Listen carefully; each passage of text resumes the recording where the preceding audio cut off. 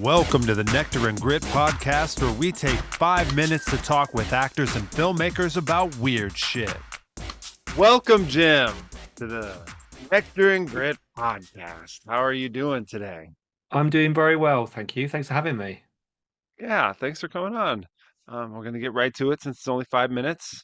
Yep. Um, what would you like to tell the audience about projects that you've been working on or that you just released or that you have coming up? So I thought about this, and I think the best thing for them to do is to probably check out the Honest Filmmaker podcast. So that's where I met you. You're on there. You've got an episode coming up, and it's a podcast where I talk to filmmakers, people within the film industry. So if you're wanting to make your own feature film, it's for you. Or if you want to work in costume, set design, I talk to all of those guys, special effects. So, and also through that podcast, you can hear me witter on about all of the feature films I've made. So it's a good gateway into watching those movies. Smart.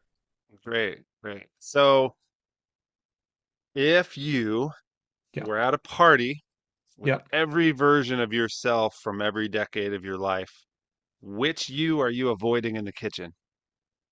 So I think probably teenage Jimmy is probably monosyllabic. He's probably got his headphones on, listening to Nirvana. He's not interested in talking to an old man like me. So I'd probably wouldn't have a lot in common with him now, sadly. All right, all right. You wouldn't want to go up to him and just give him some advice or something? But shake him. Yeah, you're running out of time. Do you know what I mean? Start making films now. So register for Film Hub as soon as it's up. Yeah, Right. probably. But Yeah. yeah, no, And yeah, then teenage Jimmy. and then you'd be like, Shut up, dude." Oh man, yeah. What kind of flower would you want to be if you had to sword fight Vladimir Putin? Cool. This is a good one. The only thing I can think is probably some sort of flower that's got allergic pollen in it. That's all I can think of because I'm not going to be able to hold a sword, am I, as a flower? All I'm going to be able to do is sort of sit there and, kind of pollen come out of me. So I guess I'd want to be something that would make him at the very least sneeze or maybe go into some sort of anaphylactic shock. All right. Well, that's pretty good call, I guess.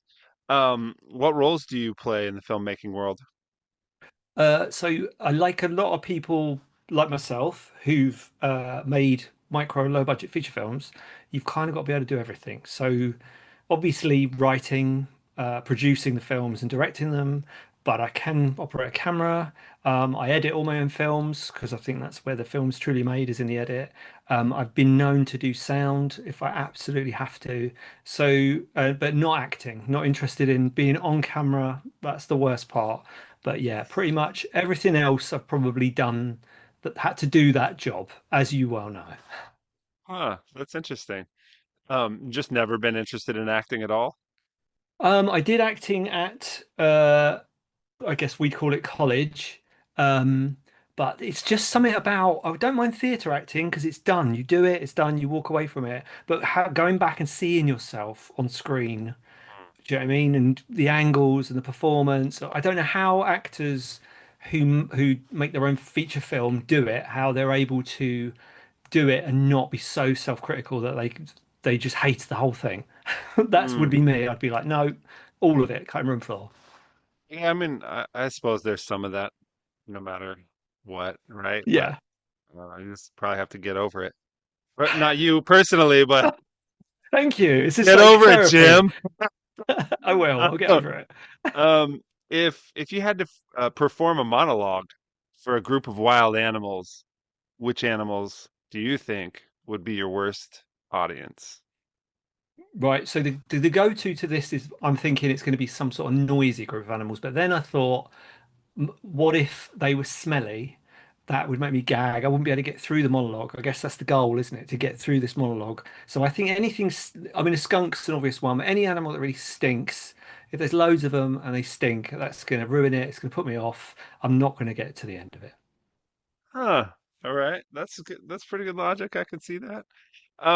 Cool. Well, we're just right about at 5 minutes. Is there anything else you want to tell the audience or? I guess just check out the podcast. or the Film Apocalypse Box on Tubi if you're interested in watching the latest film I've made. Apocalypse Box. The Apocalypse Box, yeah, Okay. And The Honest Filmmaker. that's right. All right. Well, thanks for coming on. Thanks for having Appreciate it. me.